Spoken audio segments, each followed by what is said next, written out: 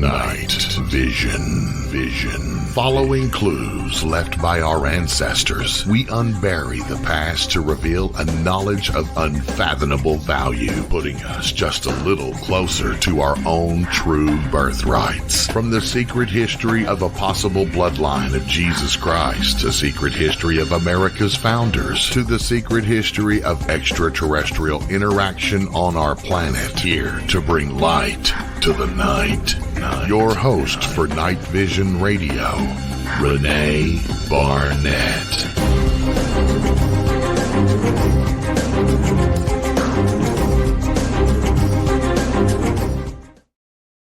Hi guys, welcome to the show.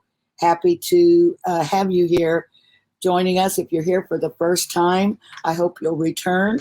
If you're returning, we really thank you. Before I get started, because I'm so excited to have him back, I'm going to bring on our James Martin, our historian. He's been on the road. He's still on the road, but I have twisted his arm into coming on today anyway, even though he's not got the absolute best internet connection. It actually looks pretty good to me today, so I'm quite happy. Hey there. Welcome back, buddy. Good to be back. Yeah, it's been an exceptionally busy few weeks. So yes, a few issues with the internet, and as you can probably see, lighting's not the best, and all of the rest of it. So yeah, it will make do. We've not got the usual backdrop and all of this, but hey, it's good to be back. Yep. Hopefully you're cool enough. It's hot over here. Yeah, I mean, it's been a bit odd where I am. So it's been cooler during the day when the sun's out, but at night it's been getting very warm, very humid. So yeah, sleeping has not been the best thing, I have to say. So it would be nice to have some of that lovely air conditioning that I know that you guys in the States certainly have quite a bit of.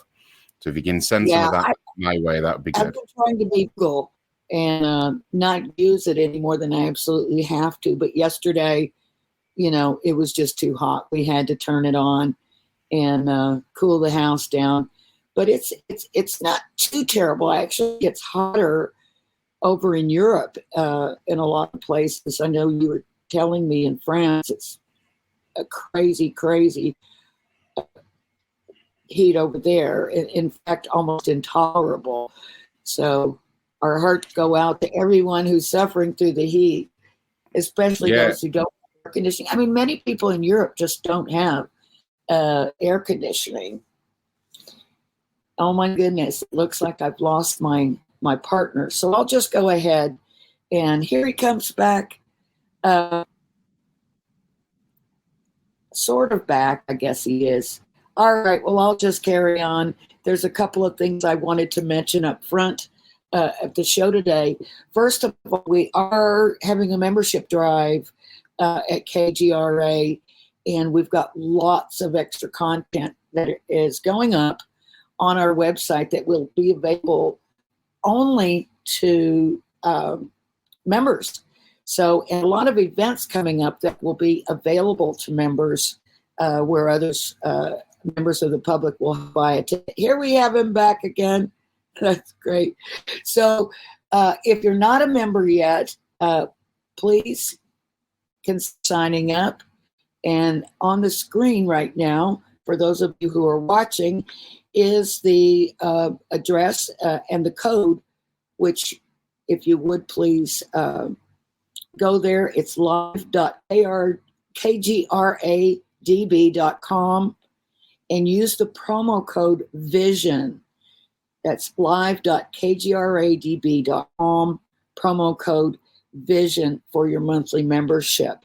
And also, I'm not saying this for sure, but I think there may be an increase in the membership price at some point in the fairly near future. At least there's that possibility. So if you join now, you'll join at the earlier rate, and that's what you'll pay. So hope you'll continue to support us And if you can, become a member of the KGRA family. We would love to have you. Have any ideas or suggestions or questions for either James or I, please write to us at info@newrennies.org. We'd love to hear your suggestions for show subjects or for guests, and we'll be happy to entertain any ideas that you might have. Before we go much further, I wanted to bring up something that I wanted to call your attention if you don't already know. Recently, I worked with a gentleman named John Yost on a live stream on KGRA where we presented his wonderful film called Alien Abduction Answers. And coincidentally or not, on the day of the stream, John had been to a doctor visit, and I knew at that time that he had gotten some not the greatest news, but I didn't know what the news was at that time. It turns out John's been diagnosed with pancreatic cancer, and probably most of you know that's a bad one. That's a difficult one. You can beat it, but when you really got to fight. And so John's, I'm going to put John's picture up in case you guys want to see who I'm talking about. That's John Hughes. And John's son has put up a GoFundMe page. If you can donate, they're trying to raise money for John's treatment.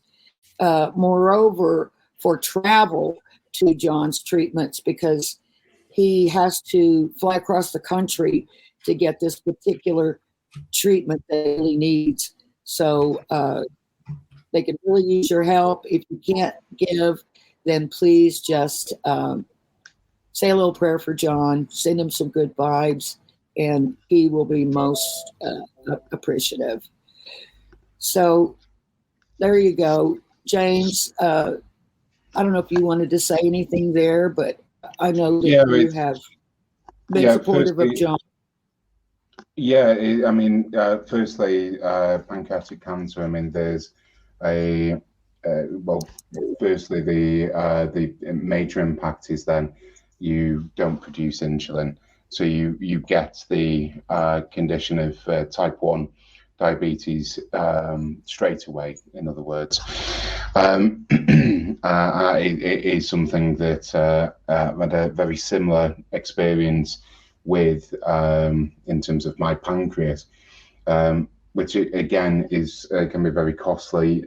Anything that we can do to help anyone who is suffering with cancer, it is a life-changing and exceptionally worrying time for everyone. So if there is anything that you can do to help John, then please do. I know times are difficult, but just anything that you can do to help. Can I just apologise as well? I've just come back into my backup web camera, so I know that I'm looking a little bit dark. I'm hoping that my other web camera will work, but we will see in just a moment's time. So my apologies, not to take anything away from John or anything. It's just if you've noticed me going very dark, that's the reason. Maybe we were going to have a ghost hunt or something, Possible. Anyway, yes, dear John, John, we're thinking about you. We love you, and we'll do everything we can to spread the word. So appreciate it. It's John Yost, and it's Yost is his last name. Go on GoFundMe, just do a search, and you will find it. There's been some good response so far, and that's wonderful. So I hope it carries on, because they've got quite an amount they need to raise, but they're doing well. All righty, now back to you. We are going to be today. Well, I know you're on the road, and you're. I don't even know exactly where you are. You're up in the north of England, I would imagine. Certainly am. in the lovely city of Carlisle, which steeped in history. Yeah. Oh my gosh! Well, how far are you from the Scottish border? Like 2 minutes? Where I am right now, well, if I were to go out of the front door just here, I can see Scotland. Oh wow! Can you throw a stone and hit Scotland? I'm not that good at throwing, so it would probably end up backfiring back into England somehow. But yeah, I'm sure you could if you really tried. Well, interestingly, although you're in England, or though actually, I guess it could go well together. We are talking today about the secrets of the founding father. And I guess, they all started out over there anyway. But we're going to be talking about some of their ideas and ideals that they intended for the country to be founded upon, and also a little bit of secret history of the founding fathers, what they might have been up to behind the scenes, and that many people may not know. But certainly they had some strong ideas about things like freedom of religion and those types of things that they wanted to be able to institute in the New World that were not implemented at that time in the United Kingdom. But there's also, and this is going to be news to me as well, and I can't wait to hear it, but the reasons why the founding fathers and those early Americans decided to revolt against the king and separate and declare independence from England. So I'm interested to hear that, because that is something that I do not know. So there's a lot I don't know, so that's why I hang around with you. Oh dear. It's very interesting for me, at least, when you're looking at the birth of the Americas, as to what essentially has happened to the so-called founding fathers. They sort of exist in a very godlike state, if you will, and ironically, these people were somehow perfect because they founded our country. Just when I was preparing my notes just before the show, you've got Paul Revere, who apparently was screaming, the British are coming, the British are coming. Well, if we just even look at that, everybody was British. So he didn't say it. It actually comes from a story about 20 years after the event. He didn't say anything like it. In fact, I have to say, he didn't even make it. I think he was heading to Concord, and all this. Actually, he was detained by British troops in Lexington. He never made it. So there's lots of stories that are very, the brilliant stories, the stuff of Thanksgiving and all of this. But if we have about, but that was what he was trying to do, go warn people, whether or not he was going to say the British are coming. Well, he had set out to warn people, but he got caught, and so the story just omitted that actually. Part. He wasn't trying to warn any of the people, for example, because he was actually on a secret intelligence mission. He was trying to warn at all. And he wasn't riding alone either. He had two counterparts. So it was, yes, a warning, but very much on a secret mission more than anything else. And of course, the other thing is about the 13 colonies. Well, I'm sorry to say this, but there were actually only 12 at the time. Delaware was part of Pennsylvania. So there were only 12 colonies. So there's lots of very interesting things about what's going on. And I thought that it would be good to have a little bit of a look at some of the What did they found? What was their idea? Was it? Did they have a native rebellious streak, or did events lead to independence?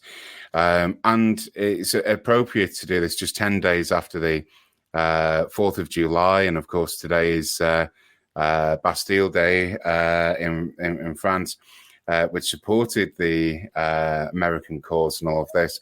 What a great day really to be talking about what exactly were they thinking. Exactly. I'm just going to say this because I kept it out of my head. If I don't say it, I'm going to think about it for the rest of the show. And it's really kind of dumb. But yeah, you mentioned Paul Revere. The very first concert I ever went to was Paul Revere and the Raiders, Herman's Hermits, and the Animals, all English bands. I think I was like maybe 14. The very, very first concert of my life. I was so thrilled. But now I wonder what Paul Revere and the Raiders think about this story. Well, who knows? I wonder what Paul Revere would think about having a band named after him all those years later. And it's an English band, not an American band, which is kind of funny. Mm. Anyway, sorry about that. I was walking down memory lane. That's what we old folks do,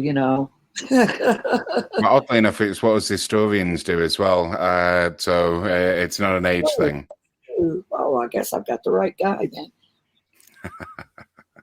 So anyhow, so there are a lot of things that, like George Washington and the cherry tree and the whole bit, that these sort of iconic stories that we're all taught in elementary school and are burned indelibly. I mean, I can see, an image of George Washington as a kid, chopping on a cherry tree. And we've all seen images of these things, but these are kind of things that were, I would imagine, based somewhat in some kind of story, some kind of truthful story, but glamorized over time to. But the cherry out of everyone. The cherry tree story actually comes from a book. I forget the author, but it was essentially a sort of secret life of George Washington. The author, and again, his name will come to me,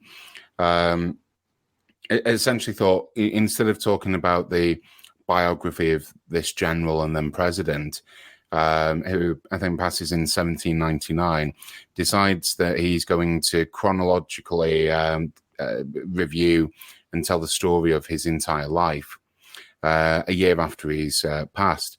Now, it's not until the 5th edition of the life of George Washington that the cherry tree story comes about, when he's the age of 6. Father, I cannot tell a lie. Unfortunately, and I'm sorry to say this, but there was no cherry tree, and it is a very nice story, but a story it remains. And really, we find this quite a lot with the foundation stories of a lot of countries. I'm just reminded, for example, in Brazil, where there was some idea of Roman galleys being found. Robert Marx, finds perhaps 2 Roman galleys there and finds amphorae and all of this, and he's told to leave the country for the very simple reason that it would upset the founding myth of Brazil, founded by a good Catholic as opposed to very pagan Romans. Not that they did found them or found Brazil or anything like that. So the founding myths are really key to the national psyche. They are stories that we can relate to. And actually, when you think about Washington and the cherry tree story, it is the ideal of not to lie, be honest about things. And here is this this character who, even I, when reading about Washington in my studies, honest George, he wouldn't tell a lie. Well, unfortunately, when you scrape just behind the surface with that story, it isn't quite true. And actually, there's quite a darker side to the founding fathers. And I do appreciate the irony. Someone British. Let me just assure everyone, I'm not trying to get revenge on behalf of Great Britain or anything like that. But you are. Well, I thought I'd call it. These stories. I mean, so when we're looking at the founding of the United States, the very first thing that we need to look at is the people at the start of the revolt were British. And there isn't any doubt in anybody's mind that they think of themselves as separate to Britain. In fact, just some very interesting details. About 20% of the population were pacifists and did not want to go to war.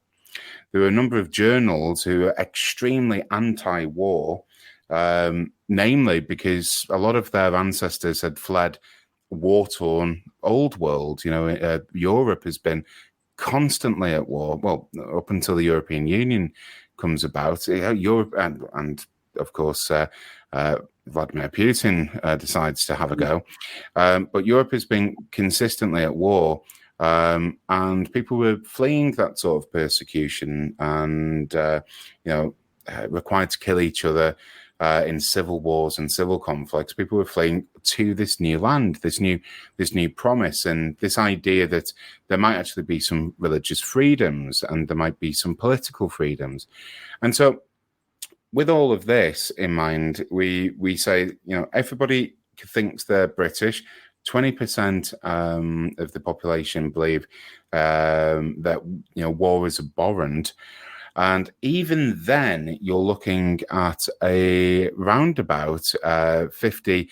I mean, the figure I read from the Smithsonian, how do you quantify this? But I think it's about right, actually. About 55% of people in the American colonies wanted to remain as part of the then British Empire.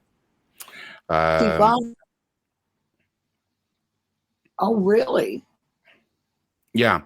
Now, if you just think about that, it does explain the conclusion to the War of Independence, why it is the loyalists end up moving to Canada, and why Canada doesn't declare independence. These are loyalists. But history isn't inevitable. We look back and go, well, of course, America, the United States was going to declare, or these United States would declare their independence. It was never inevitable. There were still arguments on the 1st of July, 1776, from people who are perhaps household names, maybe, who still did not want to declare independence. There were 41 signatories to that declaration, and there were 41 delegates voting upon the independence bill, and you'll note that 39 are absent. 39 sign. There are 3 absent, even at this very late stage. Who were they? Well, there were some. There are some people. I mean, one of them is I forget his first name, Carroll, who doesn't sign. He believes that there should be a Bill of Rights attached to this declaration, fundamental freedoms outlined by Thomas Paine, for example. That wasn't it? That was done later, though.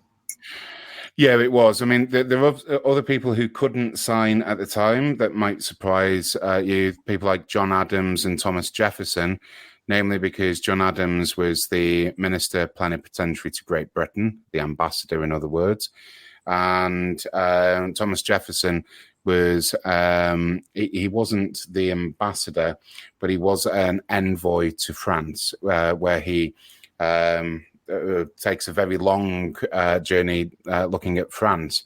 I'm sure we can talk about some of his visits a little later, including. Really interesting. I've always wondered what he was up to over there. I know he was over in Saint Feriol in France.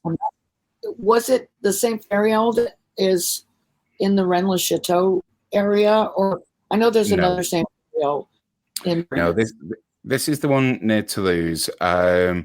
He really the quickest way to get around is by water, and you had the Canal du Midi, which ultimately leads to the Mediterranean. You had the Canal Lateral-Garonne. So he is following the canal. So unfortunately, no, it would be very interesting if it had been near Rennes-le-Chateau, but I'm afraid he wasn't. But the one thing about a lot of the founding fathers is Saint Feriol that's near Toulouse. I think that is the one I'm talking about. Yeah, that's where he was. There is another Saint Feriol, though, the next village along from Rennes-le-Chateau, which some people have confused. The one thing I've got to say before we sort of get on to the founding fathers and just some very interesting little tidbits about them is just how we idealize our heroes, I think, and we probably wouldn't want to meet them. Quite a lot of them were slave owners, for one, and were having many affairs.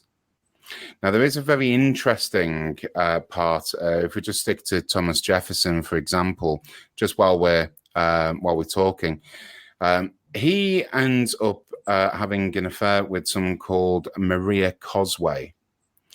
And she is a fascinating character. She becomes a baronet in Italy, part of the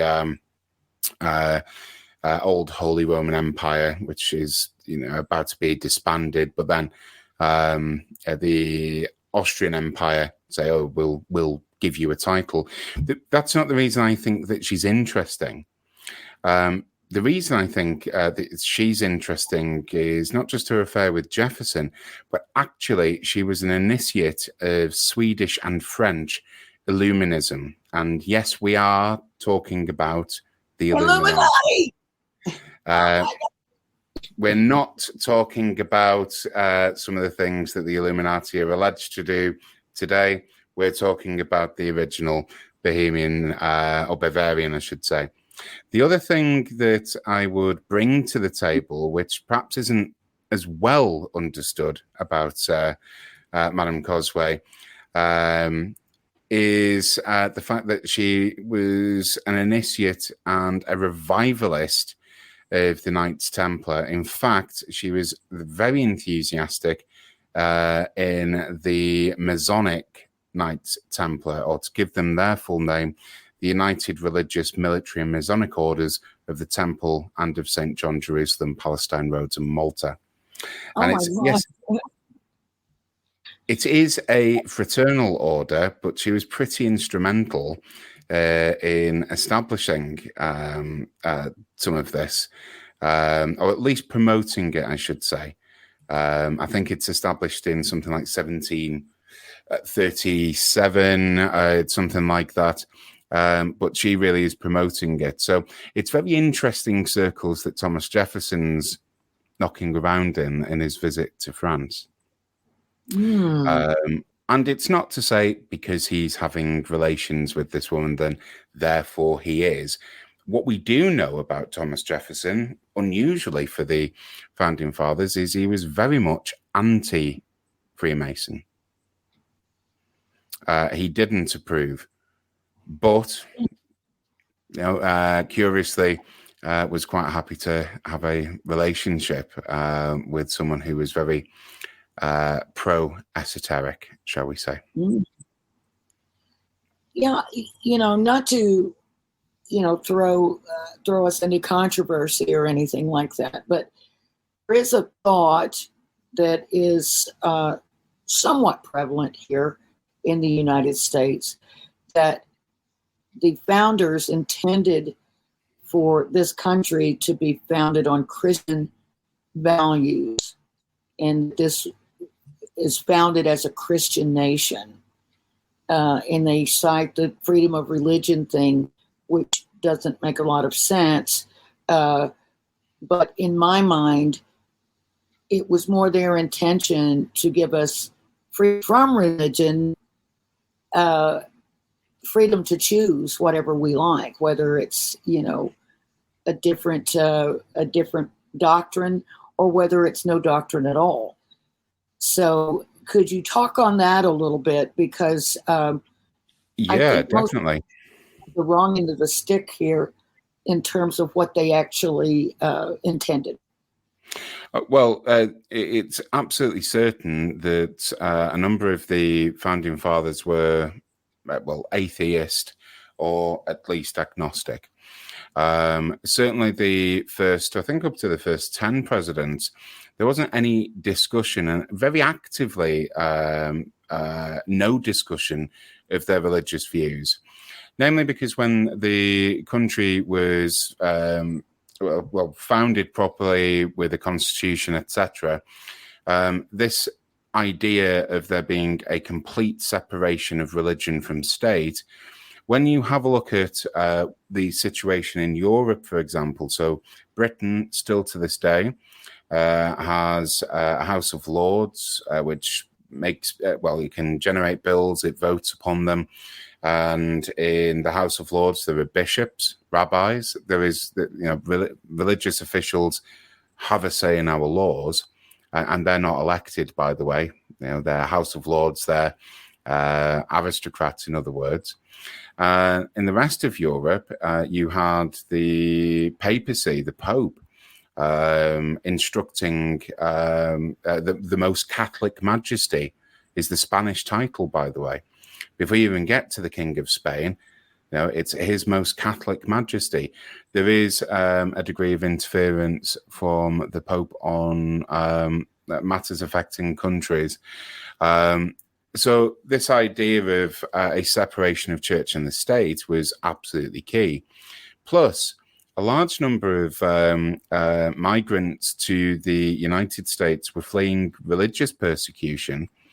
In Europe, there are basically two options: you're Catholic, or take France for example, you're Catholic, or you're a Huguenot, and you're going to be deported. And in Britain, you're Protestant or you're Catholic, and you might know about things like the Gunpowder Plot and the fact that the law up until I think 2016. Forbade Catholics from holding a position on the crown, and really up until late last century, in the 1900s, I wouldn't like to give it an exact date, but 1970s, 80s, Catholics couldn't hold the office of Prime Minister and were forbade from holding any senior roles. This is a form of, if you wish, religious persecution. Now, the people who wrote the Declaration of Independence and the Constitution were, as I say, atheists, agnostics, deists. That is to say, there is a belief in something, but it's a little bit more individual. Of course, some of them had their own religious views, but they did not believe that the state, I cannot emphasize this enough, by their own hand and diaries. I would recommend, if anyone thinks that the United States was founded on a Christian ideal, to read the diaries, because they're pretty explicit that this country will be a secular republic. There will be no interference of religion on the state. Now, it's not for me to say, as someone who doesn't live in the United States, as to whether or not that ideal still survives. It'd be lovely, wouldn't it, to try and bring back some of the founding fathers somehow and see what they. Oh my goodness! This division. They must be spinning right now in their graves, at how their, intentions and words are being twisted. But, and I think, to be fair, people really believe what they're saying. They believe that, this country was founded on Christianity as a Christian nation. But it's just, it's just not correct. Just absolutely not correct. And to me, and I won't get into any other political ideas at all. To me, this is not political. But to me, what could be more personal than your own relationship with higher power, with God, however you choose to, choose to express that. What could be more personal, and how can people even think about being told what to think in those terms? That's something, I mean, by the very Christian doctrine, you have to come to it on your own. You have to make the decision, not, you're being forced into it. I mean, I think it's such a good point because, again, we've got to touch upon the notion that the founding fathers were, quite a lot of them, Masons. And Freemasonry is something that in Scotland and England, and to an extent even Ireland, from the 1680s begins to rapidly expand. And the first lodge, the first Grand Lodge in England, forms in the 1720s. There's a bit of a social phenomena in this, the notion of people of good character, could join. There were members of the aristocracy, royal family, and all the rest of it. I'm sure people joined because of trying to elevate their station and all. But a lot of the notions in Freemasonry are actually about, you don't discuss religion. You need to accept that there is a higher power and all of the rest of it. But whomever that higher power is for you is for you. There just needs to be a sort of belief in an acceptance of it. And so you do find a growth of Freemasonry in what we would call the colonies. This is even before the Declaration of Independence, with a lot of migrants to places like Philadelphia and Boston and all of this.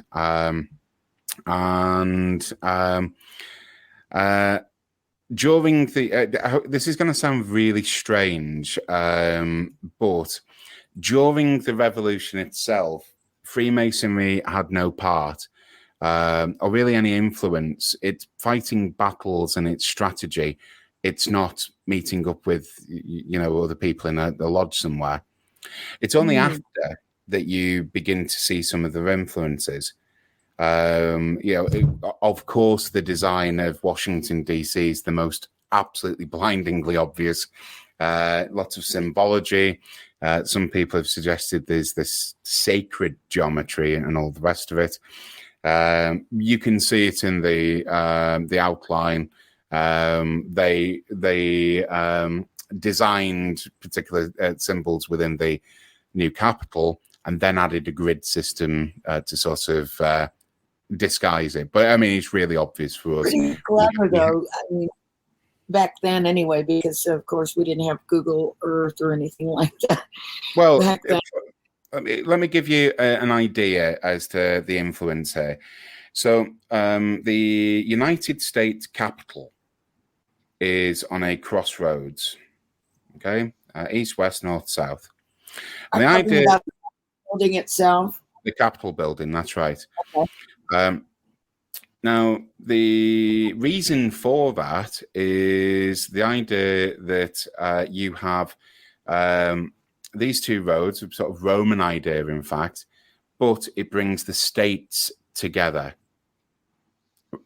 Actually, this is an anti-monarch idea, because when the states are assembled, you can't have one person.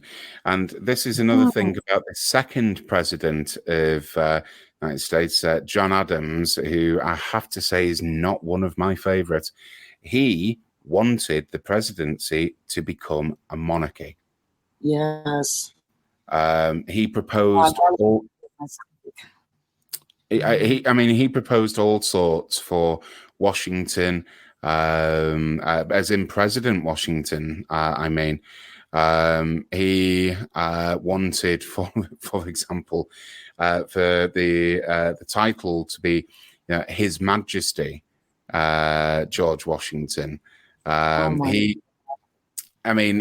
really thought of himself as, and one of the reasons he only served one term, by the way, is because the criticism of him, he thinks he's a king.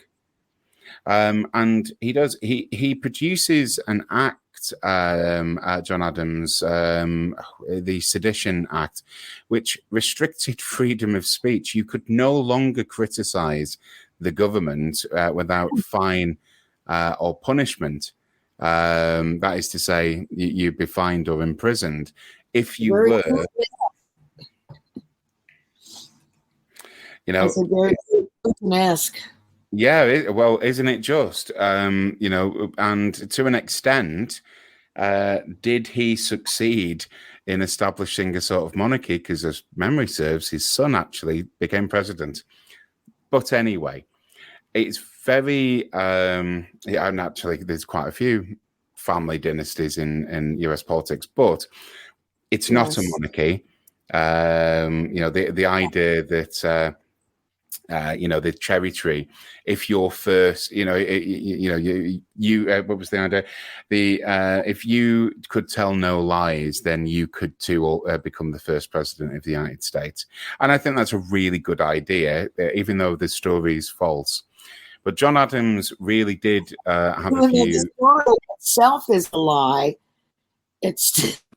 I get the intention there. I mean, honestly, we could use a little bit of that today.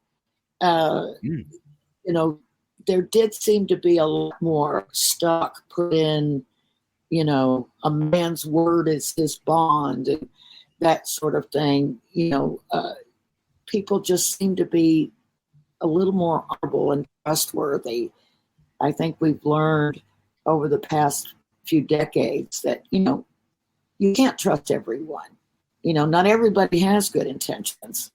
And it seems to me like there were a lot more solid people than there are now. I think that's right. I mean, I just wanted to come back to John Adams. I think it fits well with what you've just said, Renee. The Alien and Sedition Act. It's illegal to, quote, write, print, utter, or publish any scandalous or malicious writing or writings about the president or the president's officials in the executive branch. And there was Representative Lyon, who said that he'd rendered free speech punishable by law. The president replies, "Well, it's to do with national security," and all of this. And then he says, the president is a malicious and seditious person and of a depraved mind and a wicked and diabolical disposition. And he's then fined $1,000 in 1798. And this figure is astronomical at the time. The other side of this is there aren't many people who are using dollars. Most of the northern states are still using British pounds. So you're going to have to try and find these dollars somehow. This is an exceptional thing and a real restriction on freedom of speech.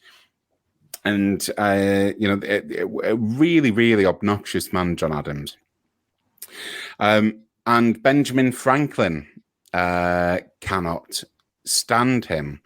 But Benjamin Franklin is rather enjoying himself and his companions, shall we say, in France. But I just thought, we like talking about ghosts, and we like talking about, just some interesting things around the dead. But are you familiar with Benjamin Franklin and the 1,200 skeletal bones that were found underneath his London address? Oh, so there was Benjamin Franklin used to live in London, and he used to live on 36 Craven Street, which is now a Grade 1 listed building. About 15 years ago. Historically designated building, something like that. It is, yes. So Grade 1 is in Britain, the top tier. This is a site of exceptional importance. Now, about 15 years ago, maybe a little longer, but about 15 years ago, this building was in a really bad state of decay. And so renovations were undertaken to basically protect the house. And as they are renovating in the basement, the first bone was found, and this was a human thigh bone. Now, whenever you find any bones, especially in a house, even archaeologists, if you find more than 7 bones, for example, or 9, depending on where you are, you must get the police involved. So to find it in a house, in a basement, the police have to be involved. This isn't an archaeological dig. A coroner was called, and further excavation was then undertaken. And in this house, 1,200 pieces of bone were then recovered.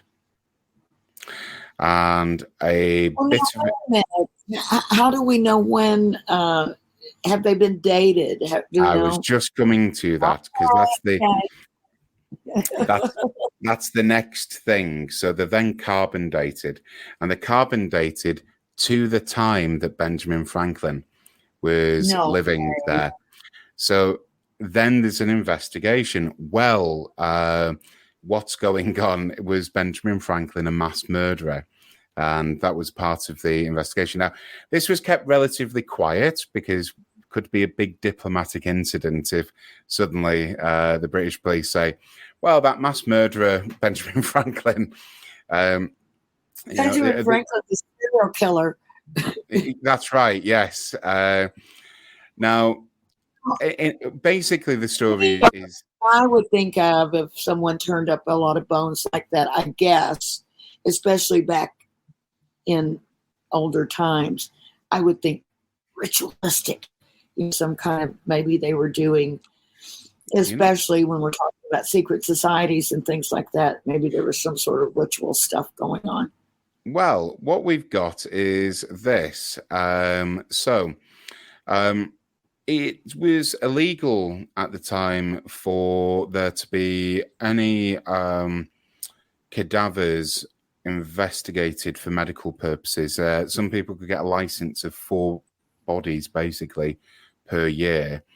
But if you're wishing for medical training, then, you've got the body snatchers. You've got all of these stories, the grave diggers who are basically, selling bodies to people who are then going to investigate. In essence, it's all... One of my ancestors was a famous grave robber of the team of Burke and Hare in England. Yes. Or was it Scotland or was it England? Northern England? Burke and Hare, I think it's England. Yeah, I think I'm maybe related to Hare. Whoops. Okay. I'll have to go in a concrete coffin or something like that should the Hare family come to dig me up. Exactly. But yeah, the carbon dating. So is this sort of mystery? What's going on? And Franklin, of course, was renowned for humanism, and that sort of comes in with his philosophy. And was there any foul play and all of this? Now, again, his Freemasonry was the first part of the inquiry. And there was then an investigation as to were Masonic rituals undertaken. There were, any of the dark things, had an experiment gone on, or had something happened and it gone horribly wrong. For example, during some initiation ceremonies, Right. a gun is fired and it shouldn't be filled, but unfortunately, in some instances, they have had a bullet within them and people have died. Was it something like this? Is this where they went to put those bodies? Well, actually, that seemed to be a bit of an anti-Mason idea, but it appears that the real culprit was a fellow Mason called William Hewson, who was a medical student, and essentially He was stealing cadavers. Yes, that's exactly that. Going to they called them cadaver brokers, grave robbers for me and you. And was he connected with Benjamin Franklin, or was Benjamin Franklin privy to this? That all those skeletons? It almost seems that it'd be given Franklin's intelligence and his very curious nature. I mean, he was certainly very curious about some women. I mean, he proposes to marry someone in France, and the quip was, "Oh, I wonder what Mrs. Franklin will feel about this." He's an intelligent character, Benjamin Franklin. It's almost inconceivable that he wasn't aware of what was going on. And to an extent, the idea is, well, it's the church that has stopped us from, experimenting on cadavers and all of this. And in Freemasonry, there is a bit of an anti, or certainly was perhaps an anti-religious feeling, maybe. And so maybe that was used to legitimize, or who knows. But it would appear that, Franklin's darker side, he must have known about that. I mean, can you imagine living somewhere with 1,200 bones and all of the rest of it just in your basement? No, I don't think I could sleep in a place like that, for sure. We are getting preciously close to running out of time here. And there was one more thing I wanted to ask you about, if you don't mind, before we go. And that is, was there a deciding factor to pull the trigger, so to speak, on the revolution? What was it that was the tipping point for the founding fathers to go ahead? Because I believe they're privy to some sort of information that made them go ahead and decide to start the revolution. I think the founding fathers really come about after. The prominence certainly is more after, but this is a question that many people have asked, and I can only give you my thoughts. You're at a time of there's a bit of food scarcity and there's things like this, but crucially, when you look at the link between revolution and income, what we know is about 40%. If you're spending 40% plus of income on your food as a country, then it's revolutionary. If you start thinking about this, the Tunisian revolution back in the Arab Spring was about Mr. Wazizi, who was a fruit vendor, who was being picked on by soldiers. They started throwing fruit.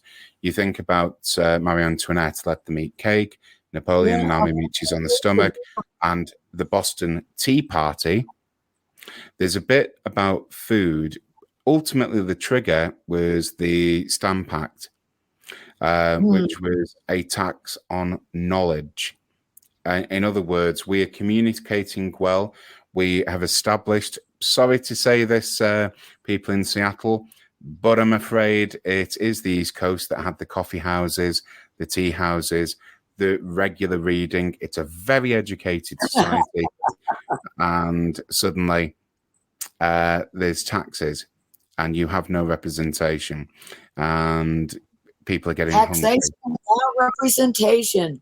That was the call. So it was a tax on knowledge, and I think that triggers it. Plus, then the British response when people are protesting was to then blockade places like Boston, essentially starving people out. And what are your options if you're starving by an oppressive force? Do you put up with it, or do you rise up? And I think that was the certainly the trigger then. Somewhat of an irony. I'm not sure in today's culture people would rise up because of a tax on knowledge, but no, but they definitely would in an extreme food shortage. I mean, that's just human nature. You'd have to. Just going to throw something in as well. Other than I wanted to talk about Washington's teeth. They weren't wood; they were made out of, amongst other things, slaves' teeth. And we could have spoke a little bit as well about the way in which people were treating their slaves, how Washington used loopholes to keep his slaves and all of the rest of it. But crucially, why was he the best general?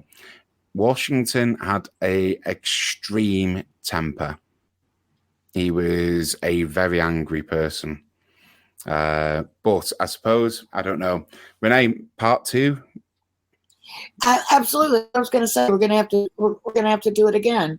Let's finish this conversation on another show. I would love to do that. It's great having you back. Thanks everybody for joining us tonight. And remember, if you can, go to GoFundMe and look up John Yost and donate if you can. If you can't, send him some really good thoughts and good prayers. Thank you again. If you want to get a hold of James and me, it's info@newrennies.org. There it is. All right. Thank you, James. Thanks, everyone. Good to be back. Good night.